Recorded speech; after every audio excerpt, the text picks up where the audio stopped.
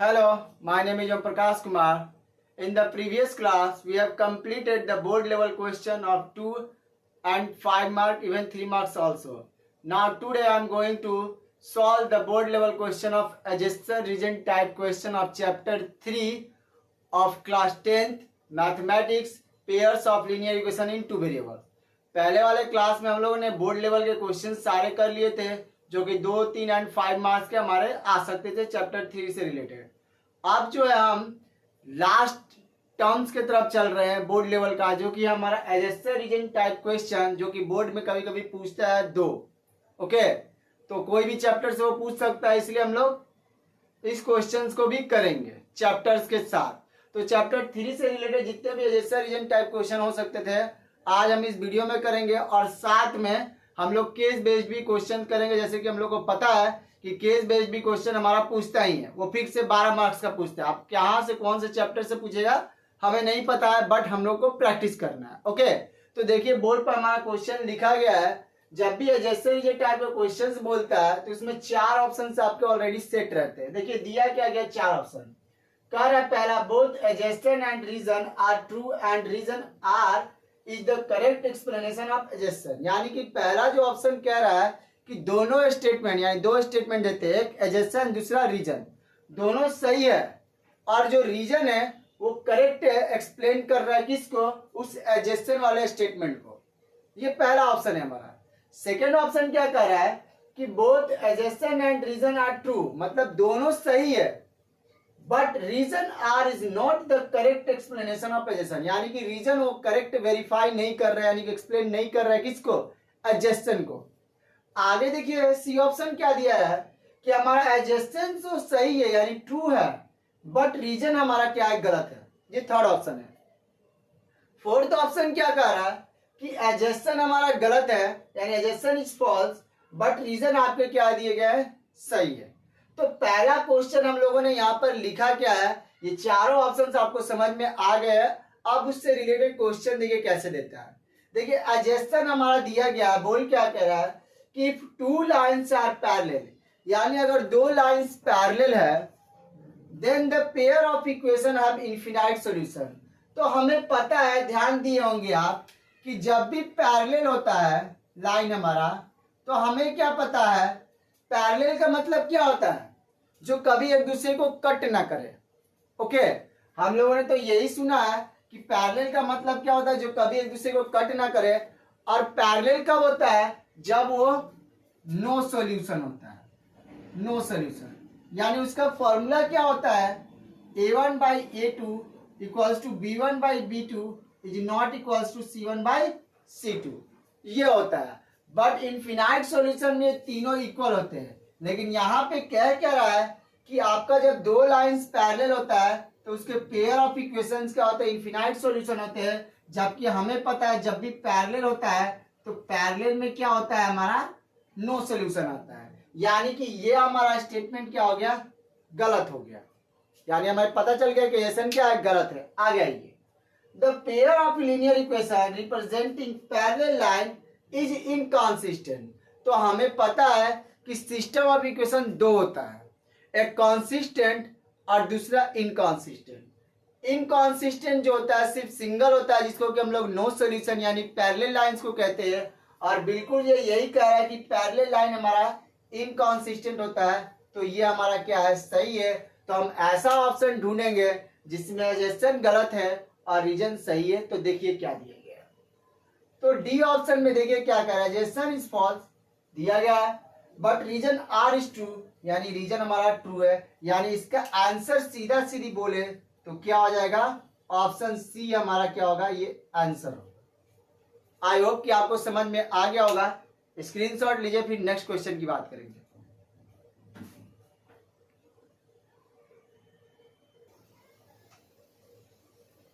चलिए question number 2 की बात करते हैं। क्या कह रहा है, कह रहा है the angles of a cyclic coordinator, यानी कि एडजेसेंट क्या बोल रहा है कि साइक्लिक कोऑर्डिनेटर्स का एंगल दिया गया है।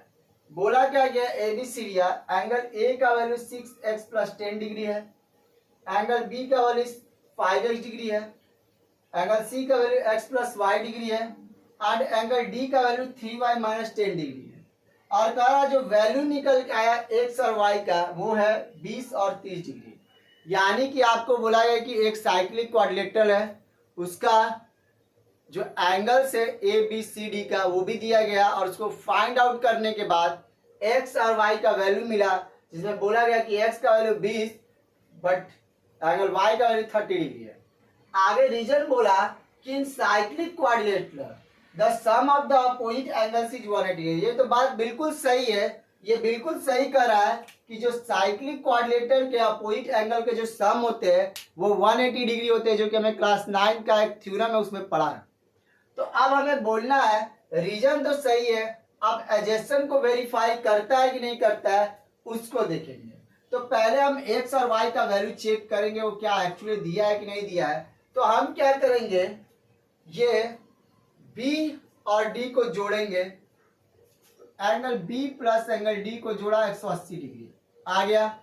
तो बी देखिए कितना है 5x प्लस डी का value 3y minus 10 degree equals to 180 degree.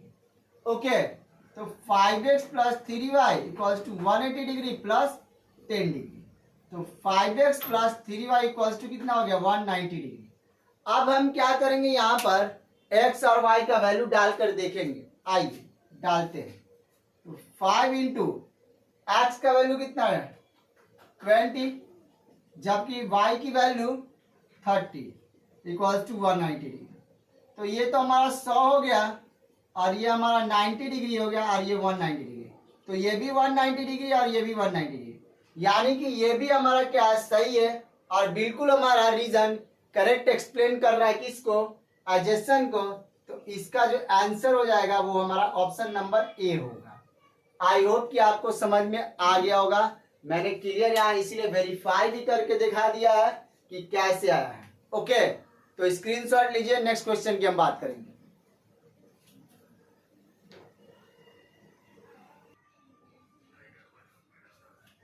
चलिए अब हम आगे बात करते हैं क्वेश्चन नंबर 3 का। देखिए कहा क्या रहा है कि the area of the rectangle formed by the line representing, यानी कि एरिया बनता है, यानी कि एक रेक्टेंगुलर बॉक्स बनता है जिसमें बोला गया कि x का वैल्यू 5 है जो कि y का वैल्यू 7 है।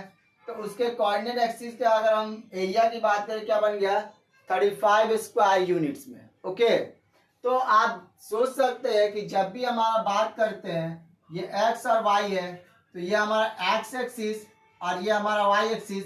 तो रेक्टेंगल बनने के लिए हमें क्या चाहिए, एक डब्बा बनना चाहिए ऐसा। ओके, तो यानी हम बोल सकते हैं कि ये x का डिस्टेंस कितना होगा, देखिए 5, जो कि y का डिस्टेंस 7 होगा। यही ना बोला गया है, यानी कि ये हमारा लेंथ हो गया और ये हमारा ब्रेथ हो गया। तो length into breadth 35 square unit बनता है, यानी कि बिल्कुल सही है। और ये कह रहा है साथ में कि जब ये स्टेटमेंट सही हो गया तो रीजन क्या दिया कि जो सिस्टम होता है इक्वेशन का, जो x का वैल्यू 5 और y का वैल्यू 7 आया, तो एक तरीके का कांस्टेंट होता है जो कि यूनिक सोल्यूशन है। ऑब्वियस सा बात है, यूनिक सोल्यूशन क्या होता है, ये वो सोल्यूशन होते हैं जो कोऑर्डिनेट एक्सिस को क्या कर देते हैं, कट करते, जिस पॉइंट पर उसी पॉइंट पर हमारा x और y का वैल्यू मिलता है। ये हमारा ग्राफ का नेचर है। तो अब हमें पता चल गया कि x और y कहीं ना कहीं वो इंटरसेक्ट हुआ होगा। तो अब आपसे पूछा गया कि जब इंटरसेक्ट हो गया तो क्या ये कॉन्सिस्टेंट है, तो बिल्कुल कॉन्सिस्टेंट है। आपको बताया गया था कि सिस्टम ऑफ इक्वेशन दो होते हैं, एक इनकॉन्सिस्टेंट और एक कॉन्सिस्टेंट। इनकॉन्सिस्टेंट आपके सिर्फ पैरेलल लाइंस वाले होते हैं, जिनको हम लोग नो सॉल्यूशन कहते हैं। And unique and infinite solution सारे दोनों जो होते हैं कॉन्सिस्टेंट सॉल्यूशन होते हैं।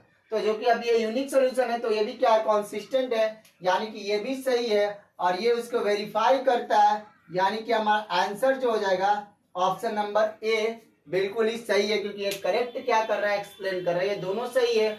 और रीजन क्या कर रहा है, करेक्ट एक्सप्लेन कर रहा है किसको, एडजेसेंट को। आई होप कि आपको समझ में आ गया होगा, स्क्रीनशॉट ले लीजिए।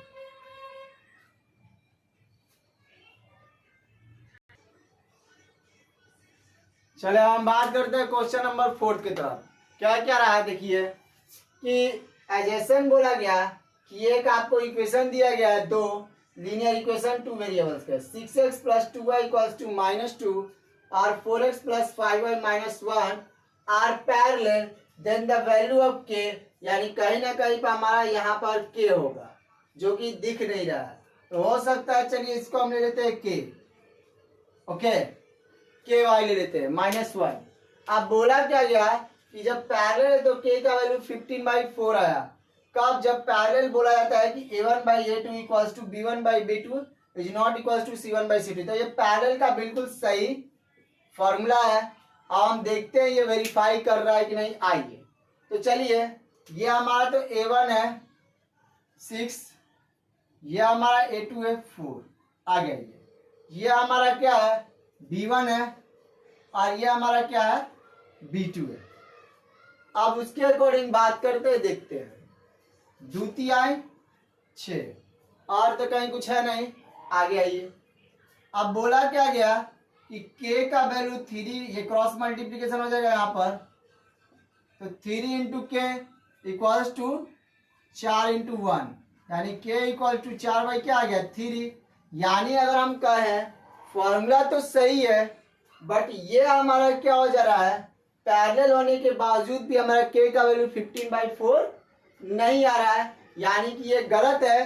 तो रीजन किसमें सही है? देखिए, रीजन आपका इसमें सही है और रिएक्शन जो फॉल्स हो जा रहा है, तो ये हमारा आंसर क्या हो जाएगा, डी हो जाएगा, ऑप्शन नंबर। ओके, तो ये चीज ध्यान दीजिएगा, स्क्रीनशॉट ले लीजिए। सॉल्यूशन भी आपको मैंने कर दिया है, सॉल्यूशन करके दिखाया है कि k का वैल्यू आपका 4/3 है और यहाँ पर क्या गया है 15/4 बोला गया है। ओके, इसी वजह से इसका ऑप्शन नंबर डी हमारा सही हुआ है। स्क्रीनशॉट लीजिए, फिर हम आगे बढ़ते हैं लास्ट क्वेश्चन की तरफ।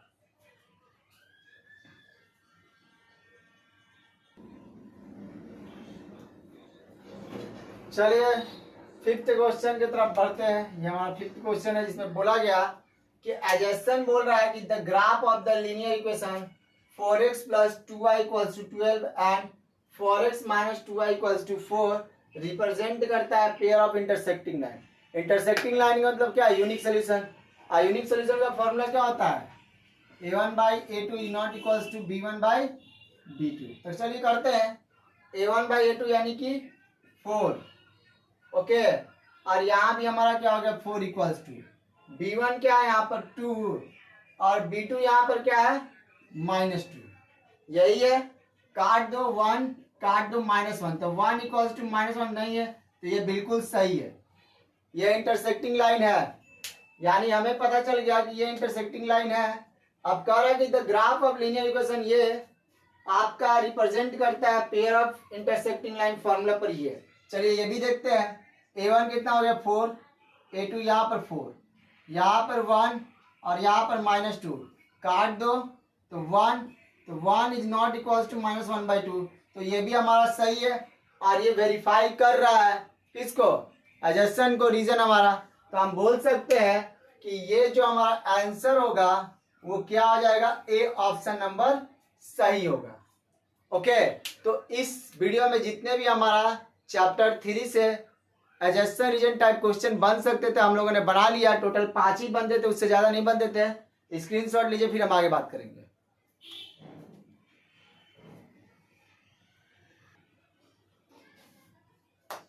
तो आज के लिए बस इतना ही। कल हम लोग इसी सेक्शन का केस बेस्ड टाइप क्वेश्चन करेंगे, उसके बाद हमारा चैप्टर पूरी तरीके से चैप्टर 3 समाप्त हो जाएगा। एंड कल टाइम मिला तो हम लोग चैप्टर 4 का इंट्रोडक्शन वीडियो भी कर लेंगे, और नहीं तो हम लोग जो एक चैप्टर जो पढ़ लिए थे चैप्टर 8, उसका हम लोग बोर्ड लेवल और बाकी के जो एडजेसेंट रीजन टाइप और केस बेस्ड टाइप के क्वेश्चंस को हम लोग करना स्टार्ट करेंगे। उसके बाद ये 4-5 चैप्टर हमारा ओवर हो जाएगा, फिर हम इसी से आगे बढ़ेंगे अपने चैप्टर्स की ओर। तो मेरा बस मकसद यही है कि हम चैप्टर जिस तरह समाप्त हो रहा उसी तरीके बोर्ड लेवल के क्वेश्चन कराएं, ताकि रिवीजन दोबारा करने का जरूरत ना पड़े और डायरेक्ट हम क्या करें, प्रैक्टिस बोर्ड लेवल का क्वेश्चन करें जो कि हमारे आ सकते हैं अपकमिंग 2027 में। तो आज के लिए बस इतना ही, मिलते हैं कल इसी टाइम पर। और जैसा कि मैंने पहले ही बोला है कि अगर वीडियो पसंद आया तो अपने दोस्तों को शेयर जरूर करें, और वो भी ज़्यादा से ज़्यादा करें और अपने ग्रुप्स में भी डालें। तो थैंक यू वेरी मच, कल मिलते हैं इसी टाइम पर।